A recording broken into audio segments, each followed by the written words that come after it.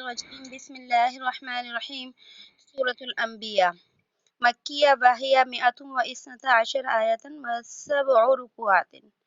یہ سورہ انبیاء یہ مکی صورت ہے اور اس میں 112 آیتیں ہیں اور کل 7 رکوع ہیں۔ اعوذ باللہ من الشیطان الرجیم بسم اللہ الرحمن الرحیم اقترب للناس حسابهم وهم فی غفلۃ معرضون۔ اقتربا نزدیک آ گیا، قریب آ گیا، للناسی لوگوں کے، حسابهم ان کا حساب، قریب آ گیا لوگوں کے ان کا حساب، وہم فی غفلۃ اور وہ غفلت میں ہیں، معرضون اعراض کرتے ہوئے، منہ موڑتے ہوئے، ما یأتیہم من ذکر من ربہم محدث نہیں آئی، ما یأتیہم نہیں آئی ان کے پاس، من ذکر کوئی نصیحت، من ربہم ان کے رب کی طرف سے، محدث نئی، الا استمعوہ مگر وہ اس کو سنتے ہیں، وہم یلعبون اور وہ کھیل میں لگے ہوئے ہیں، لاہیۃ قلوبہم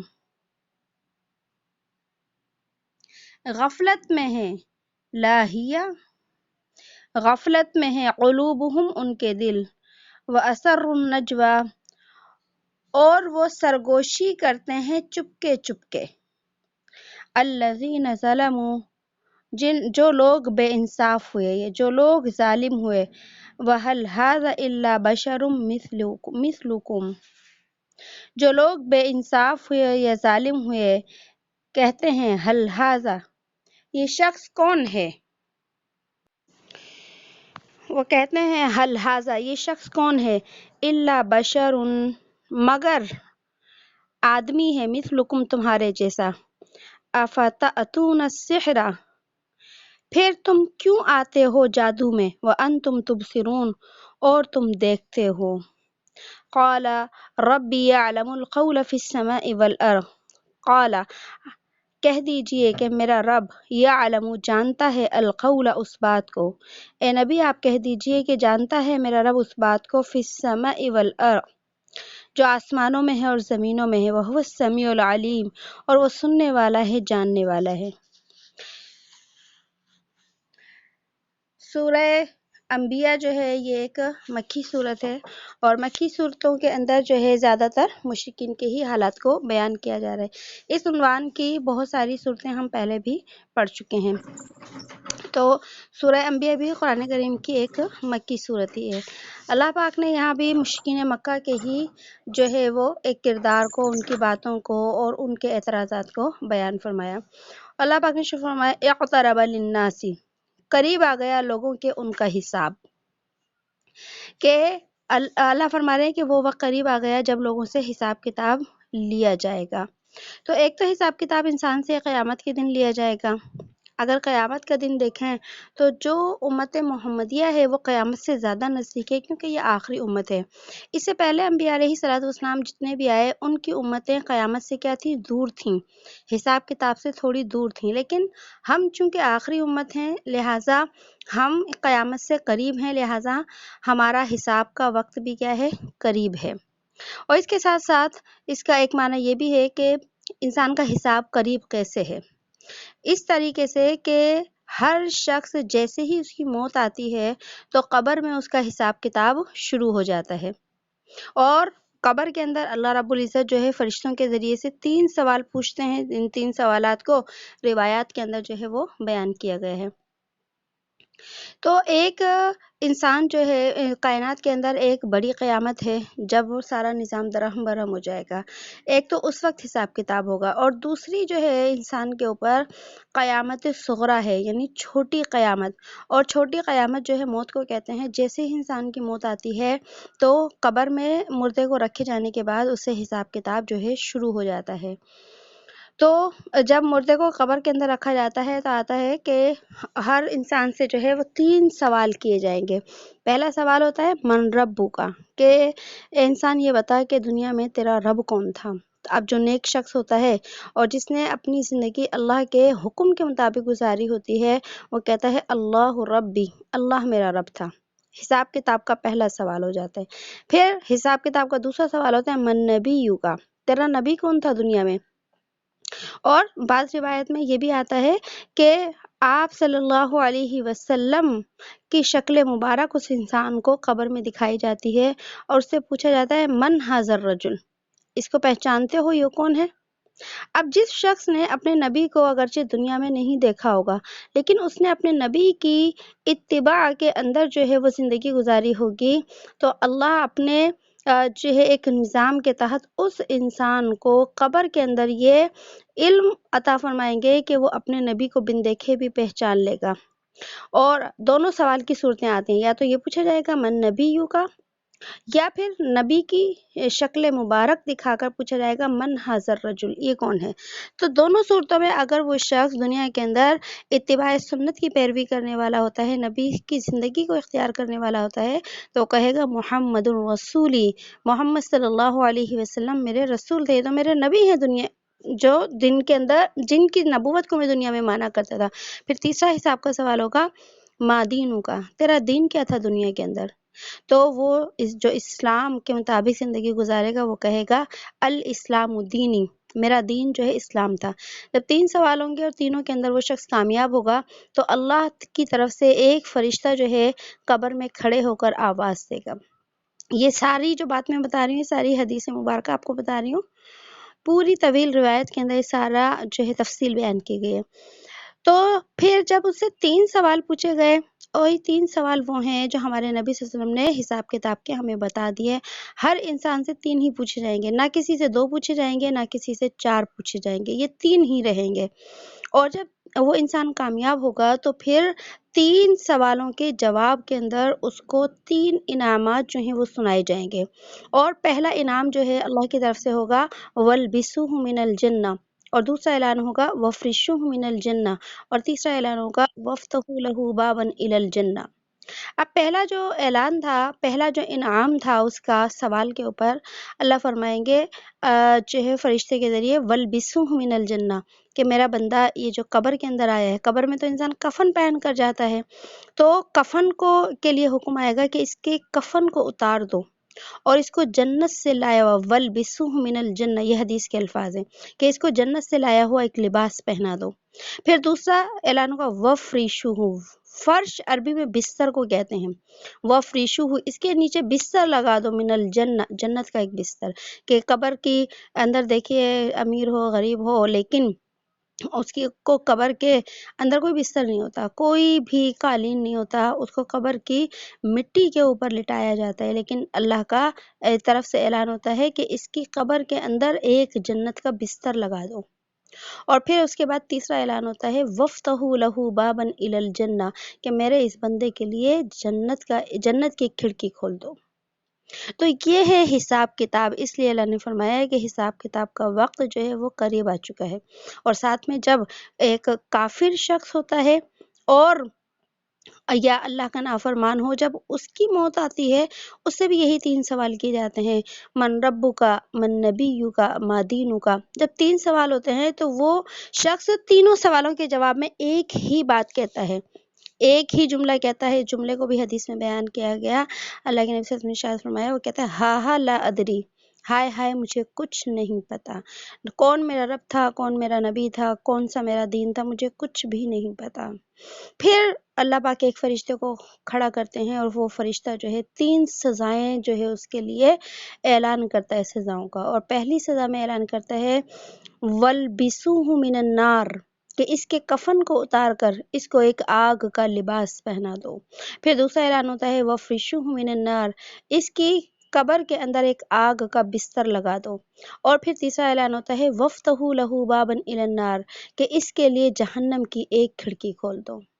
اس کے لیے فرمایا کہ حساب اقترب للناس حسابهم، کہ حساب کتاب کا وقت انسان کا قریب آ چکا ہے، کیونکہ جیسے ہی کوئی انسان مرتا ہے تو اس کی قیامت جو ہے وہ شروع ہو جاتی ہے، اور ہر انسان چاہے کتنی بھی اس کی لمبی زندگی ہو لیکن موت کا اس کو کچھ بھی نہیں پتا کہ موت آنی ہے تو لمحوں کے اندر آ جاتی ہے، اور اگر لمحوں کے اندر موت آ گئی اس کو تو جیسے ہی اس کو قبر میں رکھا جائے گا تو اس کا حساب کتاب کا وقت شروع ہو جاتا ہے۔ تو اس آیت میں اللہ رب العزت نے غفلت والے لوگوں کو، ہم جیسے لوگوں کو جو ہے وہ کیا کہ ایک تنبیہ کی ہے، اس میں مومن بھی داخل ہو گئے، اس میں کافر بھی داخل ہو گئے، کہ دنیا کی خواہشات میں مشغول ہو کر اپنے حساب کتاب کے وقت کو نہیں بھلا دینا، کیونکہ جب انسان حساب کتاب کے وقت کو بھلاتا ہے، حساب کتاب کی جگہ کو بھلاتا ہے، حساب کتاب کے دن کو بھلاتا ہے، تو وہ دنیا کے اندر ہی اپنی ساری زندگی کو گزار دیتا ہے۔ اس لیے اللہ نے فرمایا کہ تم حساب کتاب کو مت بھولنا، اور فرمایا وَهُمْ فِي غَفْلَةٍ مُعْرِضُونَ، کہ وہ انسان کیسے ہیں؟ غفلت کے اندر ہے، کہ بھول چکے ہیں کہ حساب کتاب کا دن قریب آ رہا ہے۔ اور آگے فرمایا مَا يَأْتِيهِم مِّن ذِكْرٍ، نہیں آئی ان کے پاس کوئی نصیحت ان کے رب کی طرف سے نئی، کہ یہاں پر اللہ پاک فرما رہے ہیں کہ جو لوگ آخرت اور قبر کے عذاب سے غفلت میں ہیں اور اس کی تیاری نہیں کرتے، تو ان کے لیے اللہ نے ایک اور ان کی حالت کو بیان فرمایا کہ جب ایسے لوگوں کے سامنے قرآن کریم کی کوئی نئی آیت آتی ہے یا پڑھی جاتی ہے تو وہ اس کو کھیل اور ہنسی مذاق بنا لیتے ہیں۔ اب اصل تو ذکر جو ہے وہ مشرکین مکہ کے لیے، کہ جب ان کے سامنے کوئی قرآن کریم کی آیات آتی، وحی الہی آتی، تو وہ اس کے اوپر سنجیدگی سے غور کرنے کے بجائے اور ایمان لانے کی فکر کرنے کے بجائے اس کو کیا کر لیتے، اس کو ہنسی مذاق میں اڑا دیتے، کوئی بھی حکم آتا اس کا کھیل بنا لیتے اور آپس میں اس بات کو لے کر جو ہے کیا کرتے، اس کا مذاق اڑاتے۔ تو اللہ نے فرمایا کہ جو قرآن کریم کی آیات یا دین کی باتوں کو سن کر کھیل بنا لیتے ہیں اور ہنسی مذاق کرتے ہیں، تو وہ لوگ ہوتے ہیں جن کے دل اللہ سے اور آخرت سے بالکل غافل ہوتے ہیں۔ کہ دین پر عمل نہ کرنا ایک الگ چیز ہے، وہ بھی ظاہر ہے اللہ کے نزدیک پکڑ کا ذریعہ ہے، لیکن دین کی باتوں کا مذاق بنا لینا یہ تو ایک درجے کا کیا ہے، کفر ہے۔ اور جب انسان جو ہے اس کفر کی طرف جاتا ہے تو ہدایت کے راستے اس کے لیے بظاہر کیا ہو جاتے ہیں، مشکل ہو جاتے ہیں۔ اور اسی طرح یہ مشرکین جو مکہ تھے، ان کی ایک ان کی حالت یہ بھی تھی کہ جب ان کے سامنے قرآن کریم کی آیات پڑھی جاتی ہیں اور سنائی جاتی ہیں تو اس وقت بھی اپنے کھیل اور اپنی مشغولیت کے اندر لگے رہتے تھے، قرآن کریم کی طرف کوئی توجہ ہی نہیں دیتے تھے۔ ایک تو یہ کہ ہنسی مذاق بنا لیتے تھے، اور جب ان کے سامنے قرآن پڑھا جاتا تو ادب سے سننے کے بجائے اس کو اپنے اپنے کاموں کے اندر لگے رہتے اور اس کو مذاق بنا لیتے۔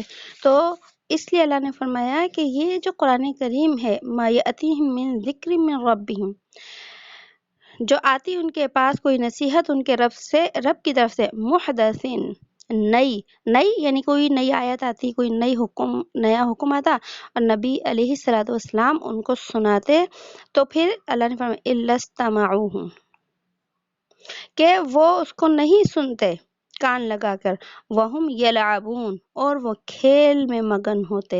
کھیل میں مگن ہونے کے دونوں معنی ہیں، یا تو سنتے وقت ہی کیا کرتے، اپنے کاموں میں مشغول ہوتے، یا پھر اس کو کھیل اور ہنسی مذاق کا ذریعہ بنا لیتے۔ لاہیۃً قلوبہم، نہیں ہے ان کے دلوں کے اندر کوئی خوف۔ اور آگے فرمایا وَأَسَرُّوا النَّجْوَىٰ، اور وہ چھپ کر سرگوشیاں کرتے ہیں، الذین ظلموا، وہ لوگ جو کہ ظالم ہیں۔ یہاں پر اللہ رب العزت نے اس آیت کے اندر بھی جو ہے وہ مشرکین کی ایک بری عادت کا ذکر کیا ہے، کہ جب نبی علیہ الصلوۃ والسلام ان مشرکین کے سامنے جو ہے قرآن کریم کی آیات کو اور دین کی باتوں کو بیان کرتے تو یہ لوگ آپس میں آہستہ آہستہ سرگوشی کرتے، جیسے بعض لوگ ہوتے ہیں نا، محفل میں بیٹھے ہوتے ہیں بہت سارے لوگ، لیکن 2 لوگ 3 لوگ مل کر آپس میں چپ کے باتیں کرتے ہیں۔ شرعی اعتبار سے جو ہے یہ ایسا کام کرنا منع ہے کہ اگر محفل کے اندر لوگ بیٹھے ہوں تو پھر سرگوشیوں میں بات نہیں کرنی چاہیے، یہ سنت کے بھی خلاف ہے اور جو ہے تہذیب کے بھی خلاف، اس سے منع کیا گیا ہے کیونکہ اگر دو لوگ کو محفل میں بیٹھ کر چپکے بات کرتے ہیں تو پھر کیا ہوتا ہے کہ باقی لوگ سمجھتے ہیں، وہ بدگمانی کا شکار ہو جاتے ہیں کہ کہیں ایسا نہ ہو یہ ہمارے متعلق بات کر رہے ہیں۔ اس لیے ہمیں اسلام نے ایک ادب یہ سکھایا ہے کہ اگر محفل کے اندر یا دو چار لوگ اور بھی بیٹھے ہوں اور دو لوگوں کو جو ہے آپس میں اپنی بات کرنی ہو، الگ بات کرنی ہو، تو پھر وہ باقی لوگوں کو بتا دیں کہ ہمیں ذرا تنہائی میں اپنی ذاتی بات کرنی ہے، پھر وہ خاموشی سے ایک دوسرے سے بات کریں تاکہ دوسرے لوگ ان کی طرف سے بدگمان نہ ہوں۔ تو یہ اصل میں محفل میں بیٹھ کر سرگوشیوں میں بات کرنا یہ مشرکین کی عادت تھی۔ اس عادت کو اللہ رب العزت نے یہاں بیان فرمایا کہ جب یہ محفل میں ہوتے تو یہ آہستہ آہستہ آپس میں سرگوشیاں کرتے، اور کہتے کیا تھے یہ سرگوشیوں میں؟ یہ کہتے تھے کہ یہ جو اب ہے محمد، اپنے آپ کو جو یہ نبی کہتے ہیں، رسول کہتے ہیں، تو یہ بھی تو ہماری طرح انسان ہیں، یہ تو کوئی فرشتے تو نہیں ہے کہ ہم ان کی بات مان لیں۔ آپ علیہ السلام ان کو دعوت دے رہے ہوتے تھے دین کی، اور یہ کہتے تھے کہ جی ہم بات کیسے مانیں، کوئی فرشتے تو ہیں نہیں، فرشتے ہوتے تو مان لیتے۔ تو پھر دوسری بات کیا فرمائی کہ ایک تو یہی کرتے تھے، اور یہ بات اللہ نے یہاں بیان فرمائی، دیکھیے الذین ظلموا، کہ جو لوگ کیا ہیں؟ ظالم ہیں۔ جو لوگ ظالم ہیں تو وہ کہتے تھے حل ھذا الا بشر مثلکم، یہ شخص نہیں ہے، یہ شخص مگر ایک آدمی ہے تمہاری طرح۔ جب یہ بھی آدمی، ہم بھی آدمی، تو ہمارا تو عہدہ بھی اونچا، ہمارا جو ہے ہماری سرداری ہے، ہمارا عہدہ ہے، ہمارے پاس مال ہے، تو ہم اپنے جیسے آدمی کی بات کیسے مان لیں جو کہ یتیم ہے، جو کہ مسکین ہے، جس کے پاس کوئی عہدہ نہیں، سلطنت نہیں، لہذا ہم اس کی بات کیسے مانیں؟ ایک تو سرگوشیوں میں یہ بات کرتے، دوسرے نمبر پر فرمایا افتأتون السحر، یہ بات کرتے کہ پھر یہ آپس میں ایک دوسرے سے کہتے تھے کہ دیکھو قرآن مجید جو ہے نا، جب بھی کسی کے سامنے پڑھا جاتا ہے تو قرآن مجید کی ایک کیا ہوتی ہے؟ حلاوت ہوتی ہے، دین کی بات کی ایک مٹھاس ہوتی ہے جو دلوں کے اوپر کیا کرتی ہے؟ اثر کرتی ہے۔ انسان جو کوئی بھی گناہ گار سے گناہ گار آدمی جب دین کی بات سنتا ہے تو کسی نہ کسی درجے میں کیا ہوتی ہے؟ اس کے اوپر ایمان کی بات اثر کرتی ہے۔ پھر ایمان طاقتور ہوتا ہے تو وہ عمل کر لیتا ہے، ورنہ عمل نہیں کرتا، لیکن اثر ضرور کرتی ہے۔ تو اسی طریقے سے جب نبی علیہ الصلوۃ والسلام کفار کے سامنے جو ہے دین کی دعوت دیا کرتے تھے اور جو ہے قرآن سنایا کرتے تھے، تو اس کی تاثیر سے کوئی کافر بھی انکار نہیں کر سکتا تھا۔ دیکھیے آج اگر کہیں پر دنیا کے کسی بڑے قاری کی اور اسی طریقے سے کسی بھی ایسے شخص کی جو کہ قاری ہو، تلاوت چل رہی ہو، تو اس کی تلاوت میں کتنا ایک سوز ہوتا ہے اور کتنی ایک خوبصورتی ہوتی ہے کہ ہر سننے والا اس کی آواز کی طرف کیا ہو جاتا ہے؟ متوجہ ہوتا ہے۔ جن لوگوں نے حرم کے اندر شیخ عبد الرحمن سدیس کی جو ہے تلاوت سنی ہے تو دیکھیں کیسا دل کرتا ہے یہ پڑھتے چلے جائیں اور ہم کیا ہیں؟ سنتے ہی چلے جائیں۔ تو جب ایک امتی قرآن پڑھتا ہے تو سننے والوں کے اوپر اس کا سحر طاری ہو جاتا ہے اور اس کے اوپر ایک کیفیت طاری ہو جاتی ہے۔ تو جب یہ قرآن نبی علیہ الصلوۃ والسلام اپنی مبارک مطہر زبان سے جو ہے وہ پڑھتے ہوں گے تو اس کا کتنا اثر ہوتا ہوگا۔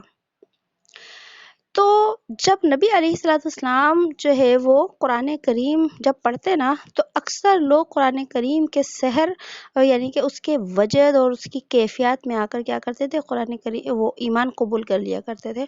تو یہ جو کفار و بدبخت تھے نا، یہ کہتے تھے کہ یہ قرآن جو ہے نا ایک جادو ہے، جو اس جادو کو سن لیتا ہے تو وہ اس کے اوپر کیا کر لیتا ہے؟ ایمان لے آتا ہے۔ لہٰذا ان لوگوں نے آپس میں پھر ایک دوسرے سے یہ کہنا شروع کر دیا کہ یہ قرآن تو کیا ہے؟ ایک سحر ہے، ایک جادو ہے، جو اس کو سنتا ہے اس کا ہو جاتا ہے، لہٰذا جادو کی کتاب کو سننا کون سی عقل مندی ہے؟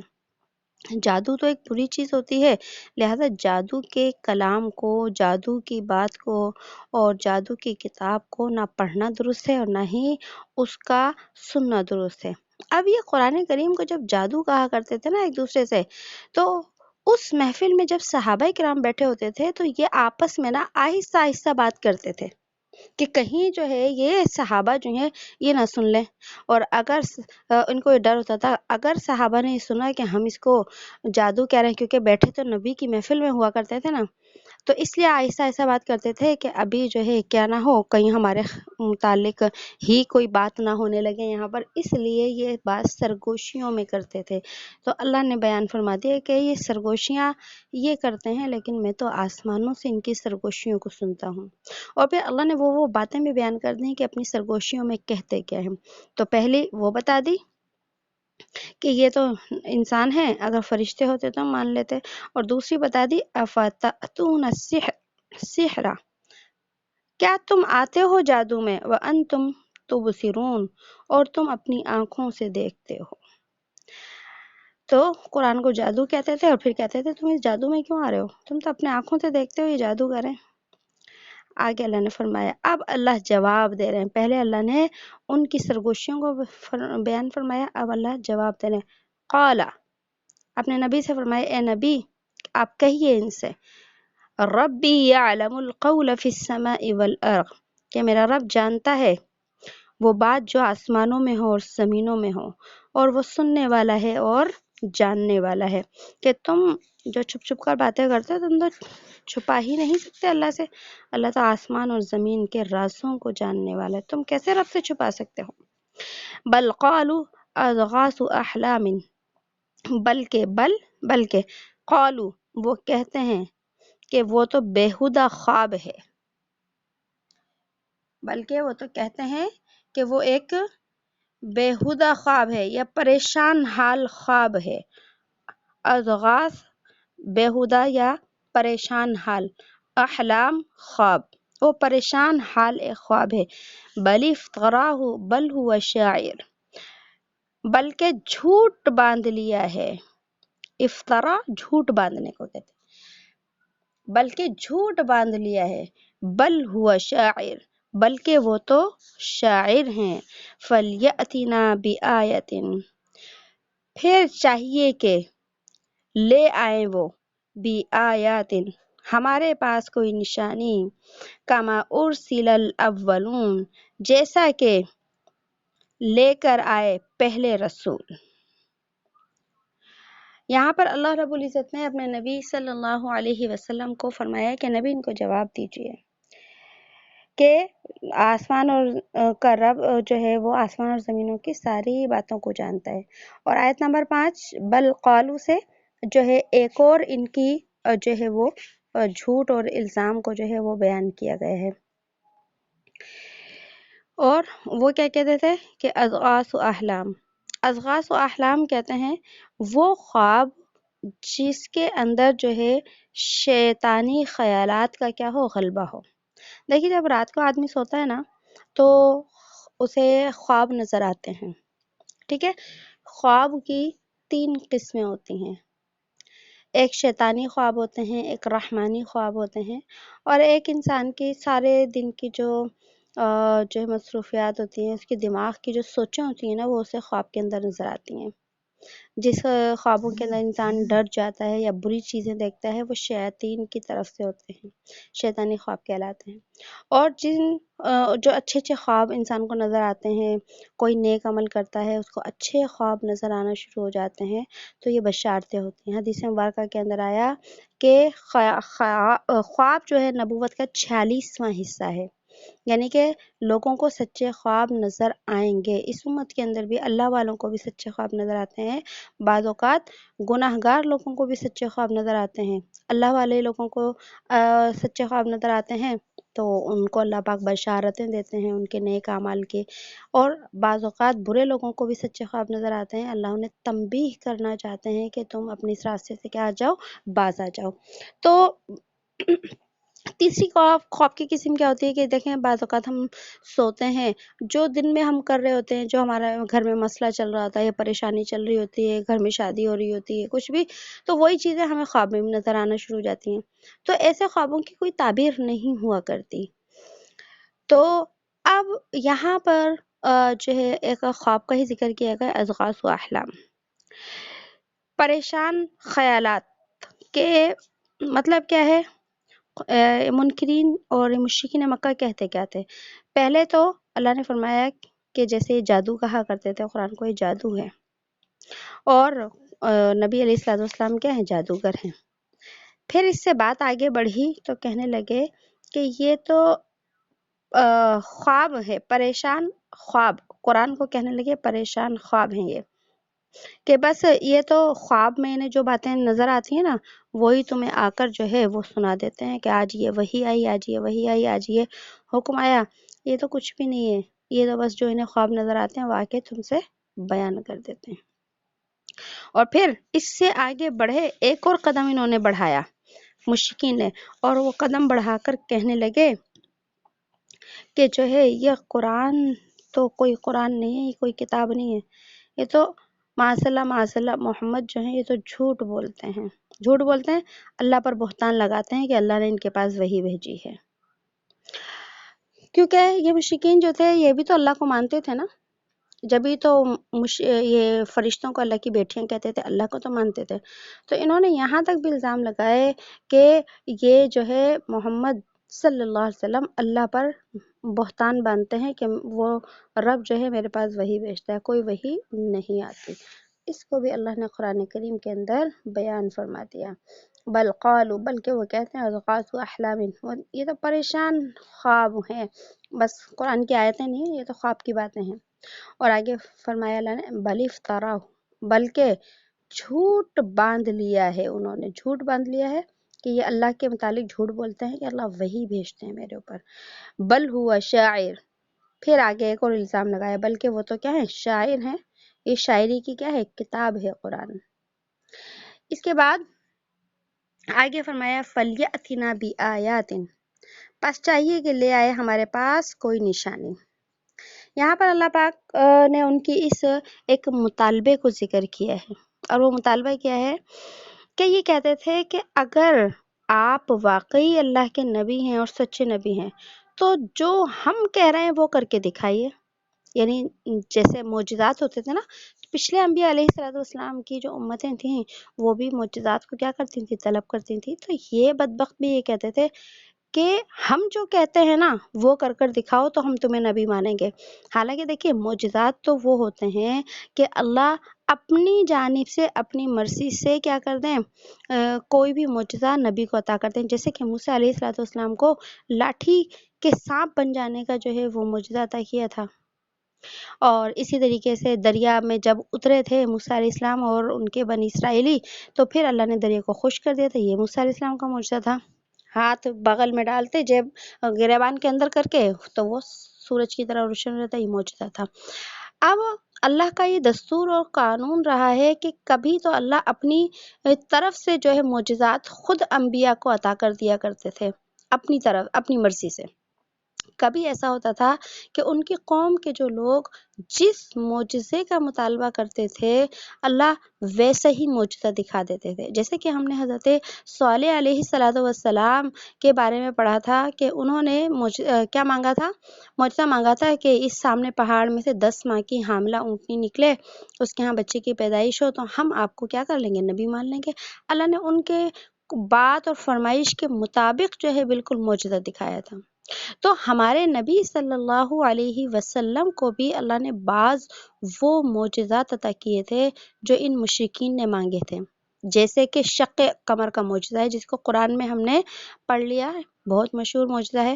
یہ مشرکین کی فرمائش کے اوپر یہ جو ہے یہ معجزہ اللہ نے دکھایا تھا نبی کے ہاتھ سے، کہ انہوں نے کہا تھا کہ ہم آپ کو نبی مانیں گے اگر یہ آسمان کا جو چاند ہے اس کو آپ 2 ٹکڑے کر دیں۔ یہ فرمائشی معجزہ تھا تو اللہ نے کر دکھا دیا۔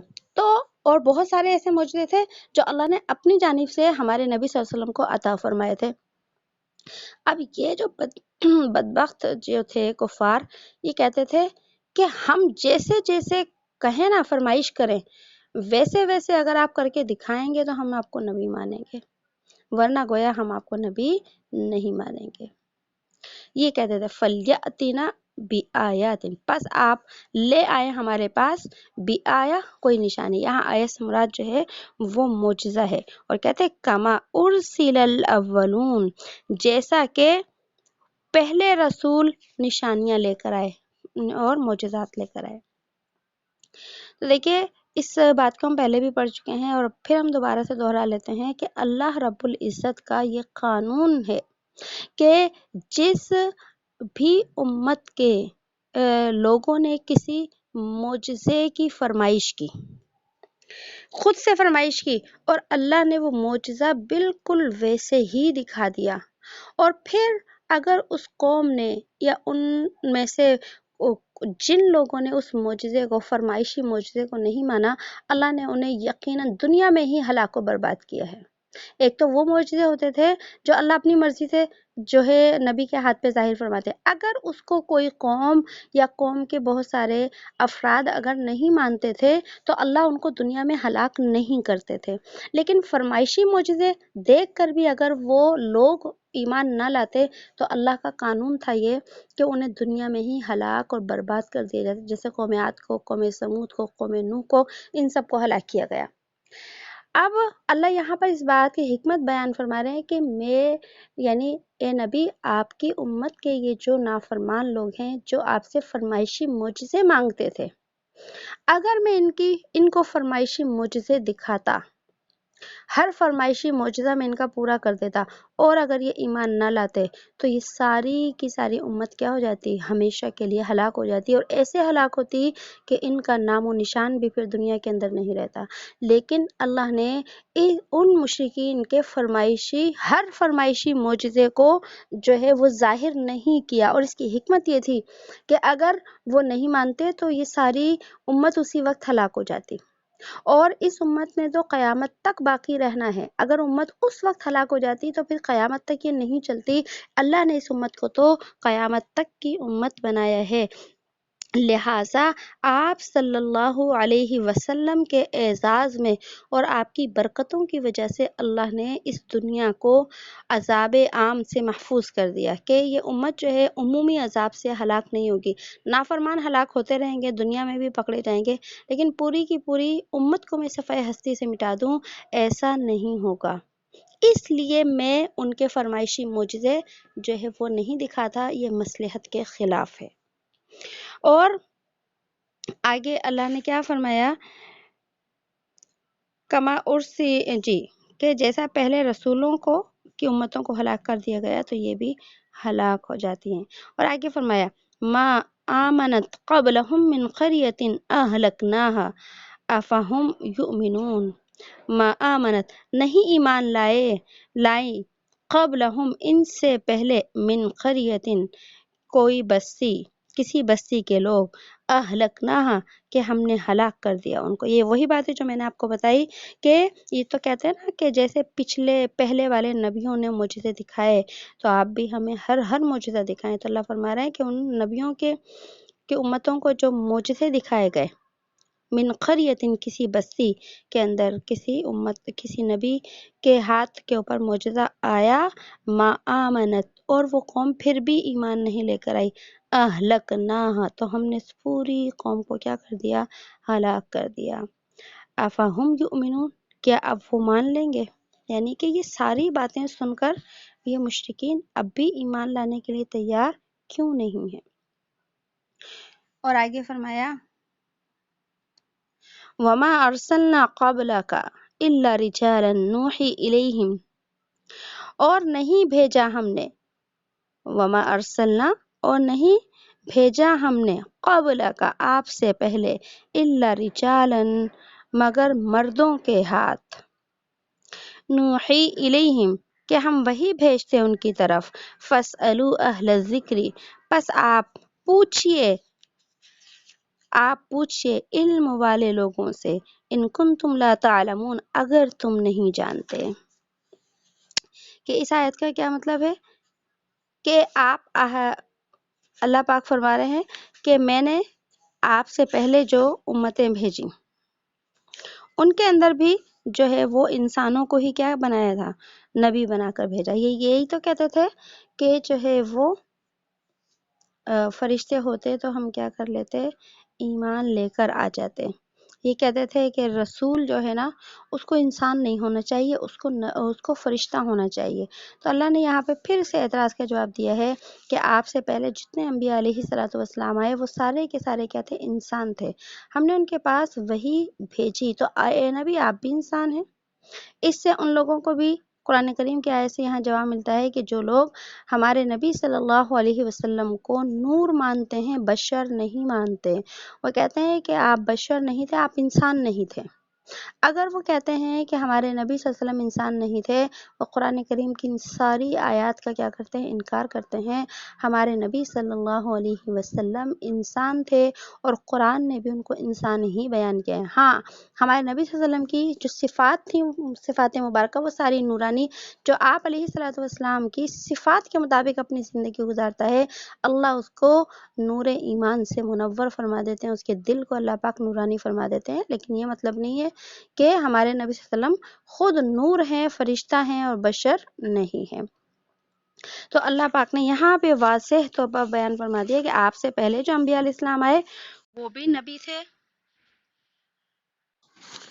تو بات ہماری چل رہی تھی یہ کہ انبیاء علیہ الصلوۃ والسلام سارے کے سارے انسان ہوتے ہیں، پہلے والے نبی بھی اور آپ بھی، اور ہم ان کے اوپر جس طرح پہلے انبیاء علیہ الصلوۃ والسلام کی طرف وحی کرتے تھے، نوحی الیہم، ان کی طرف بھی وحی کرتے تھے، اور ہم آپ کی طرف بھی کیا کرتے ہیں؟ وحی کرتے ہیں۔ اور پھر آگے فرمایا فَاسْأَلُوا أَهْلَ الذِّكْرِ، پس آپ سوال کریں، پوچھیں علم والوں سے، اہل ذکر یاد رکھنے والوں سے، علم والوں سے۔ اب یہاں اہل ذکر سے کون لوگ مراد ہیں؟ اہل ذکر سے مراد یہاں پر تورات اور انجیل کے علماء ہیں۔ تورات اور انجیل کے علماء وہ علماء جو کہ ہمارے پیارے نبی صلی اللہ علیہ وسلم کے اوپر ایمان لے آئے تھے، کہ چونکہ وہ تو نبی پر ایمان لائے، لیکن اس سے پہلے